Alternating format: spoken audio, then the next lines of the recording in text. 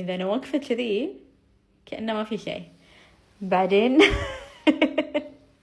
لو أنا كنت سليمة صحياً فزيادة الوزن هذه 4 كيلو ونص على مدى الحمل كامل تعتبر قليلة جداً حق وزني عمري طولي.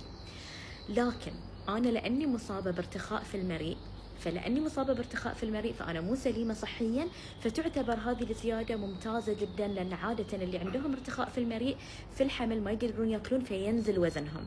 فإن أنا قدرت إن أزيد الوزن ولو شيء بسيط فيعتبر هذا شيء إنجاز جداً عظيم وفخورة بنفسي فيه. بس لو كنت سليمة صحياً فهذه الزيادة تعتبر جداً قليلة، وكان المفروض أزيد على الأقل 8 إلى 12 كيلو في الحمل. الحين على ولادتي 2 ويومين، في هذه الفترة نزل وزني 8 كيلو، يعني أنا الحين وزني أقل من وزني قبل الحمل ب3 كيلو ونص. شلون؟ بقول لكم. أحسن طريقة حق ينزل وزنك عقب الولادة هو أن أنت خلال الحمل تكونين ماشية على نظام غذائي متوازن. إذا أكلك في الحمل كان صح ومضبوط وزيادتك كانت موزونة وسليمة وصحية، فأنت بعد الولادة بإذن الله ما بتواجهين صعوبة في أنك تنزلين الوزن، بينزل معاك بسهولة. هذه أول نقطة.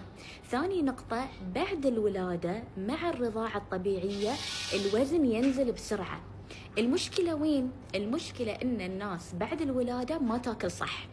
إذا ما كليتي صح لازم سعراتك تكون مضبوطة بالضبط، والقيمة الغذائية في أكلك مضبوطة بالضبط عشان تستفيدين من الرضاعة إن تنزل وزنك. إذا كنتي تاكلين أكثر من احتياجك ما بينزل وزنك، إذا كنتي تاكلين أقل من احتياجك ما بينزل وزنك، بالعكس بيزيد.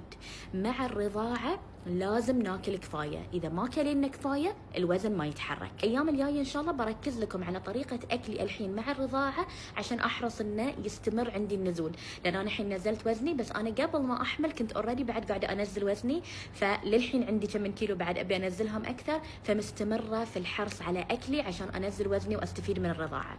يبي يتعلم ويستفيد أكثر تقدرون تتابعون اليوميات في سناب، الرابط في البايو، أو تواصلوا معي على الخاص.